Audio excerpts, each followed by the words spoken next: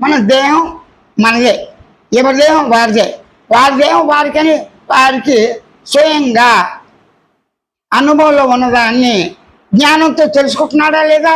ప్రతివారు ప్రతి వ్యక్తి మానవులందరూ తెలుసుకుంటున్నారు. ఈ జంతు కోటి దాంతో ఉన్న పక్షి కోటికి ఈ స్వేచ్ఛ ఉన్నాయా లేదా ప్రశ్న ఇక్కడ కదా. మానవులుగా ఉన్న మనం సంఘంలో ఏ విధంగా ఉండాలి, వ్యక్తిగతంగా ఏ విధంగా ఉండాలి, తన సుఖ దుఃఖాలు ఎలా అనుభవిస్తున్నాడు, అనుభవిస్తే నిత్యానందం ఎలా పొందాలి, స్వేచ్ఛతో ఎలా ఉండాలి అని కొన్ని అభిప్రాయాలు వాడుకుంటే దాన్ని తగినట్టుగా వాడు కర్మలు చేస్తాడు కదా. దాని నిర్ణయాధికారం ఎవరికి? వాడికే. స్వేచ్ఛ ఉంది. ఆ స్వేచ్ఛ పొరపాట్లు పడితే సర్దిద్దుకునే అవకాశం కూడా ఎవరికి ఉంది? వాడికి ఉంది.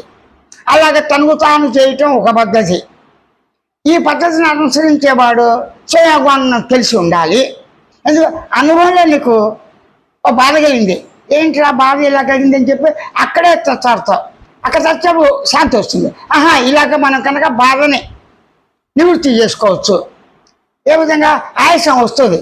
ఆయాసం వచ్చినప్పుడు ఏం చేసావు? గొంతులో పడే ఏదో మంచిలో వెన్నీళ్ళు తాగావు, వెంటనే తగ్గింది. మనం వెన్నీళ్ళు తాగుతాం, మనకి ఆయాసం తగ్గుతుంది. అదే వెన్నీళ్ళు ఇంకోటి తాగితే ఆయాసం పెరగచ్చు. శీతల గాలి బాగా వచ్చేసినాయి, చెవులన్నీ దెబ్బడి కట్టేసినాయి, ఓరుమని గాలి. దానికి ఏం చేశాడు వాడు? షర్ట్ వేసి పైన టోపీ పెట్టేసి దూది పెట్టేశాడు, తగ్గింది. అంటే శీతల గాలిలో ఉన్నప్పటికీ కూడా తగ్గింది. కానీ ఆ గాలి పెట్టడం వస్తే ఏమవుతుంది? ముక్కు దగ్గర పెట్టుకుంటున్నాడు ఇది అడ్డంగా. ఈ విధంగా నిర్ణయాధికారం ఎవరికి వారి తీసుకోవచ్చు. అది విశ్వజనీయమైనది కాదు, అందరూ అంగీకరించాలని ఏమో లేదు అని తెలుసుకుని ప్రవర్తించాలి.